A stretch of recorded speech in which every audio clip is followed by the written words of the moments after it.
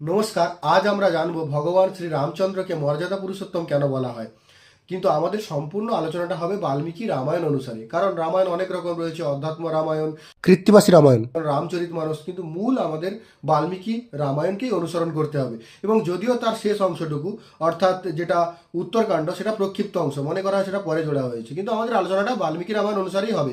এখন আমরা যেটা জানবো যে ভগবান শ্রীরামচন্দ্র কেন মর্যাদা পুরুষোত্তম, তার অনেকগুলি কারণ রয়েছে।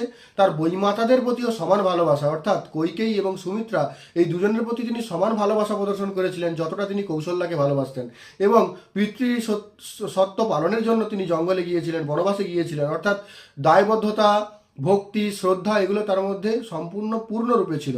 এছাড়াও আমরা দেখতে পাই যে তিনি কাদের সঙ্গে বন্ধুত্ব স্থাপন করেছিলেন, রাক্ষস বিভীষণের সঙ্গে, বানর সুগ্রীবের সঙ্গে, এবং নিচু জাতির যে চণ্ডাল গোপ চণ্ডালের সঙ্গে, এবং যে ভৃত্য সুমন্ত তাকেও তিনি বন্ধু মিত্র বলে সম্বোধন করেছিলেন। তো এইগুলো থেকে বোঝা যায় যে তার মধ্যে কোনো ভেদাভেদ ভাব ছিল না, যেটা একজন মানুষের মধ্যে থাকা অত্যন্ত জরুরি। এছাড়াও আমরা দেখতে পাই গুরুর কথা পালন করার জন্য তিনি অনেক অল্প বয়সে গুরুর আশ্রমে গিয়েছিলেন তারকা রাক্ষসীকে বধ করার জন্য। এছাড়াও আমরা দেখতে পাই যে একজন ধীরোদাত্ত নায়ক যেরকম তার পত্নীর প্রতি প্রেম ভালোবাসা রাখেন, সেটা তিনি রেখেছিলেন। এবং সীতার অগ্নি পরীক্ষা কিন্তু বাল্মীকি রামায়ণে নেই, এটা রামচন্দ্রকে কলঙ্কিত করার জন্য পরবর্তীকালে ছড়ানো হয়েছে, বা অন্য কোনো রামায়ণে হয়তো আছে, কিন্তু বাল্মীকি রামায়ণে এই সমস্ত নেই। অতএব তার পত্নীর প্রতি যথেষ্টই ভালোবাসা ছিল, এবং তিনি ছিলেন জিতেন্দ্রীয়, ইন্দ্রিয়গুলোকে জয় করেছিলেন, ইন্দ্রিয়হীন ছিলেন না, ইন্দ্রিয়কে জয় করেছিলেন।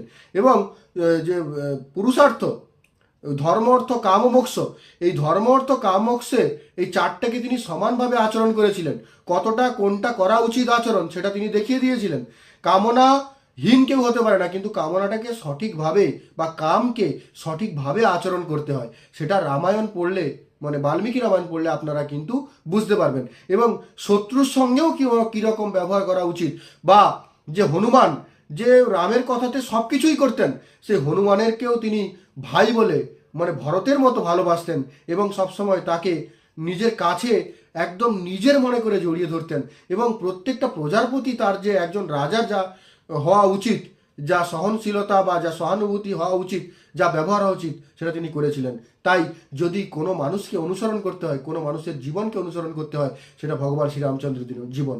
এবং তিনি শ্রীকৃষ্ণ যেরকম বলেছিলেন যে মদভক্ত সব মে প্রিয়, বা যে আমার ভক্ত সে আমার প্রিয়, বা এই অনেক কথা বলে আমি আমি আমি আমি আমি ভগবান আমি ঈশ্বর, এটা কিন্তু রামচন্দ্র করেননি। তিনি যতটা সম্ভব গুপ্ত রাখতে চেয়েছিলেন। তিনি যে বিষ্ণুর স্বয়ং অবতার, সেটা কিন্তু তিনি কখনো মুখ ফুটে বলেননি বা ব্যক্ত করতে চাননি। তো এই জন্য ভগবান শ্রী রামচন্দ্রকে আমরা মর্যাদা পুরুষোত্তম